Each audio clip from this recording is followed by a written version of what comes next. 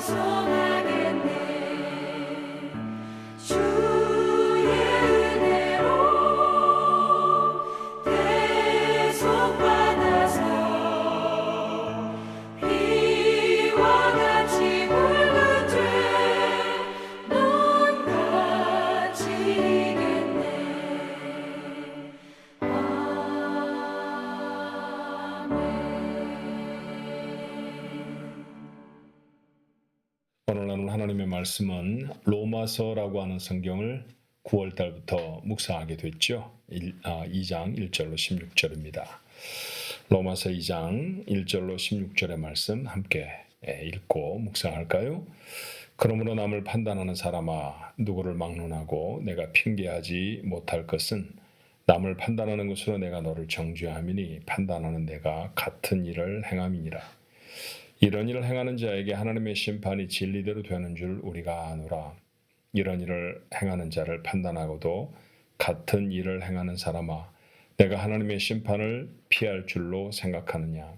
혹 내가 하나님의 인자하심이 너를 인도하여 회개하게 하심을 알지 못하여 그의 인자하심과 용납하심과 길이 참으심이 풍성함을 멸시하느냐? 다만 내 고집과 회개하지 아니한 마음을 따라 진노의 날 곧 하나님의 의로우신 심판이 나타나는 그날에 임할 진노를 내게 쌓는도다.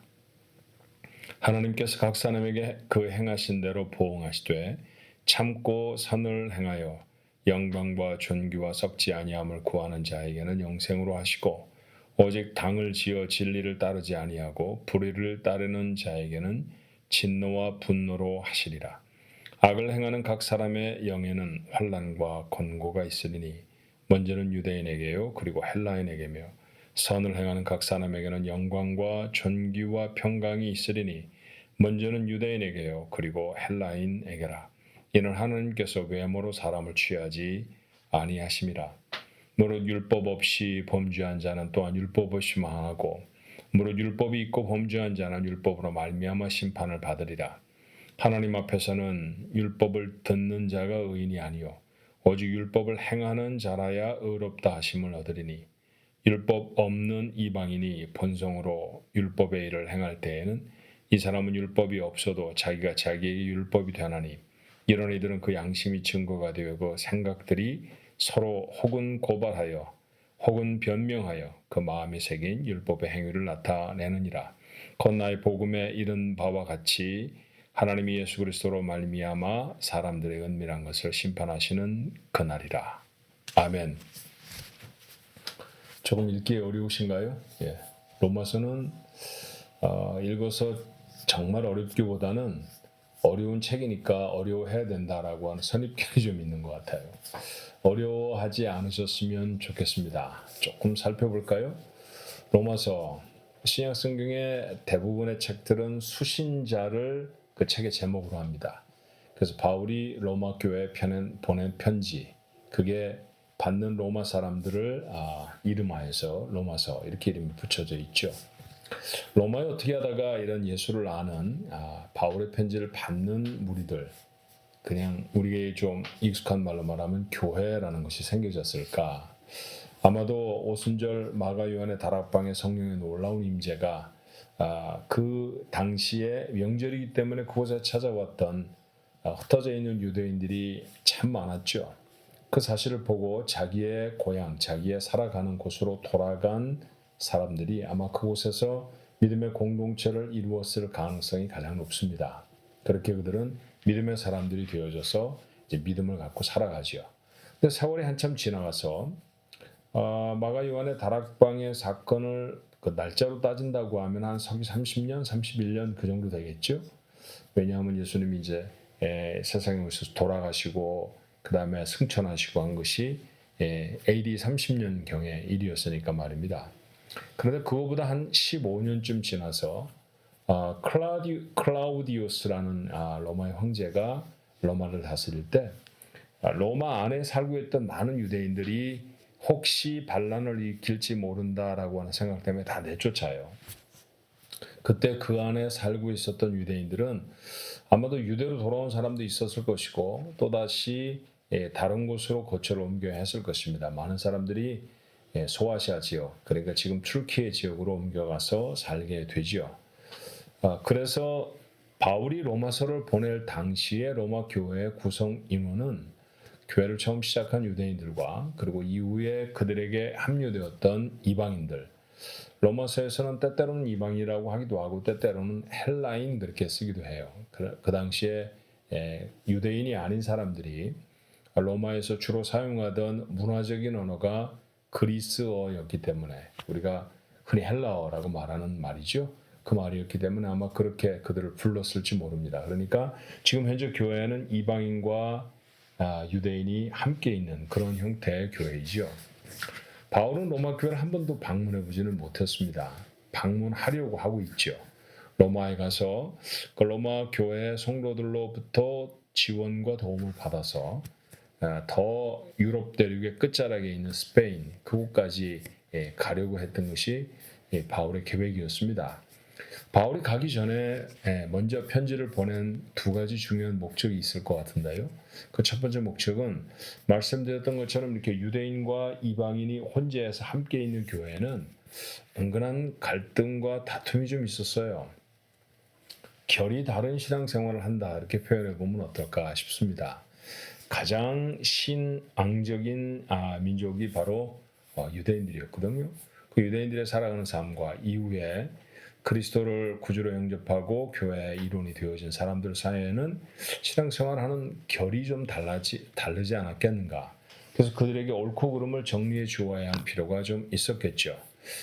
그러던 차제에 아예 자신이 전하는 복음의 가장 핵심적인 내용이 무엇인지를 바울은 밝히고 싶었던 것처럼 보입니다. 그러다 보니까 로마서 16장 마지막 16장을 제외하고 15장은 대단히 논리적인 성경이 되어지죠.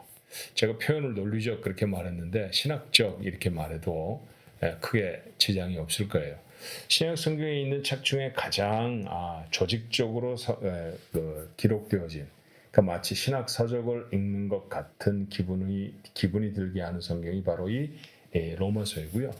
법을 전공한 사람들이 아마 그리스어를 알고 그리스어로 로마서를 읽는다고 하면 이거 무슨 법 조문 같다 그렇게 생각을 할 정도로 대단히 법률적인 성경이기도 합니다. 그래서 좀 딱딱해요.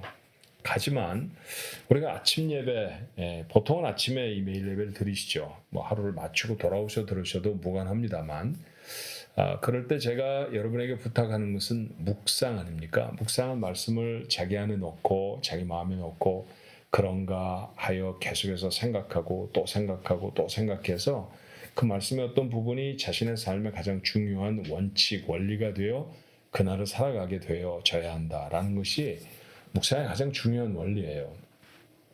근데 이런 신학적인 진술을 쭉 읽다 보면은 지식은 조금 더 알게 될 수는 있는데 오늘 내가 어떻게 살아야 한다라고 하는 삶에 도전이 되어지는 말씀을 받기에는 좀 어려울 수도 있습니다. 근데 여러분 로마서를 읽으면서도 이 묵상의 가장 중요한 핵심적인 이 원칙을 놓치지 않아야 합니다. 여전히 우리가 로마서 2장을 읽었습니다만 이 말씀 속에서 하나님은 우리에게 원하시는 오늘 살아갈 삶에 원하시는 모습이 무엇인가라고 하는데 관심을 갖고 늘 읽어내셔야 합니다. 그게 이번 한 달에 여러분 로마서를 묵상하면서 가장 어려운 숙제 중에 하나일 것 같아요.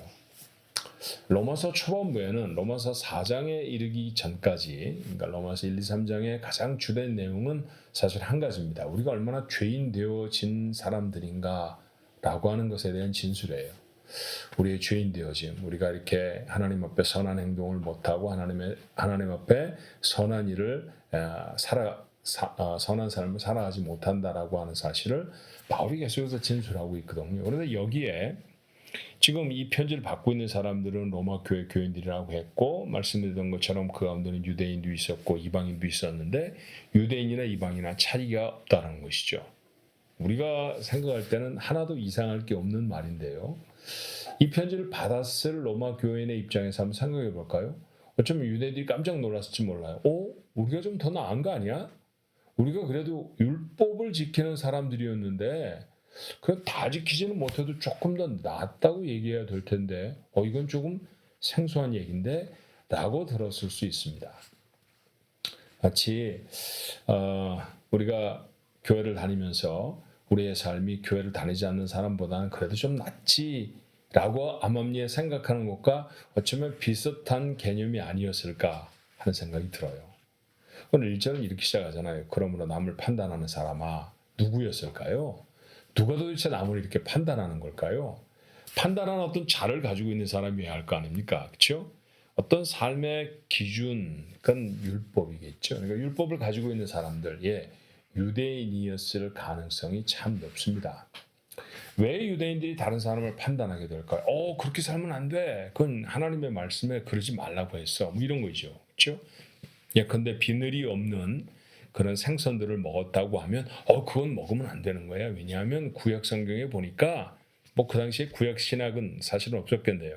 성경 말씀 보니까 이런 비늘이 없는 생선을 먹지 말라고 하셨다고 돼지고기 먹으면 안 돼. 이런 이야기들을 하게 되지 않았을까라고 하는 생각이 들어요. 이렇게 남을 자꾸 판단하게 되는 것이죠.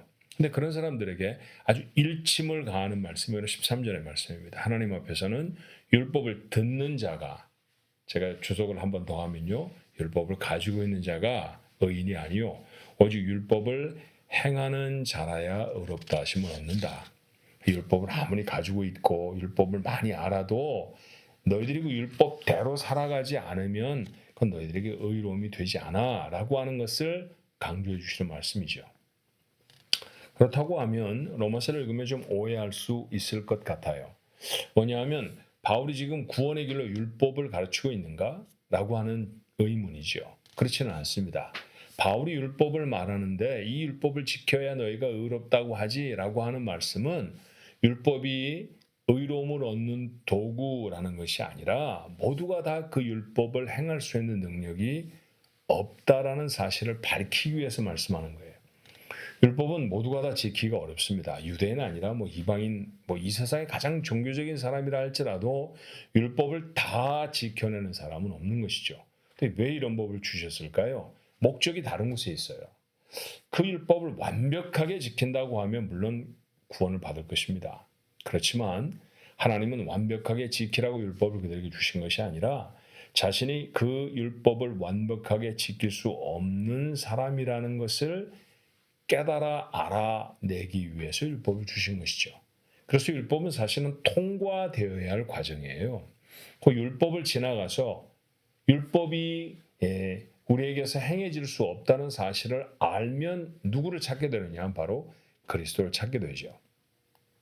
제 말보다 훨씬 더 쉽게 표현한 말씀이 같은 바울의 글로 갈라디아 3장 24절에 이렇게 남아 있습니다. 이같이 율법이 우리를 그리스도께로 인도하는 초등교사가 돼요.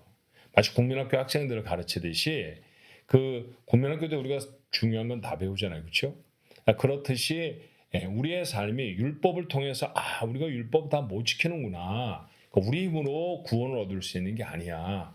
그래서 하나님의 은혜가 필요해. 은혜로 주신 구원자 예수 그리스도가 우리에게 필요하지 라고 하는 걸 알게 된다는 거예요. 갈라디아서 3장 24절의 마지막 부분은 이렇습니다. 믿음으로 말미암아 의롭다 하심을 얻게 하려 함이라.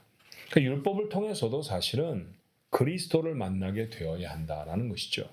오늘 이 말씀 전체를 통해서 우리에게 확인되어지는 하나가 있다고 하면 결국 예수 그리스도로 인해 구원을 받는다라는 것이죠. 그 예수 그리스도를 만나게 하기 위해서 우리가 죄인이다라는 사실을 계속 말씀을 드리는 거예요.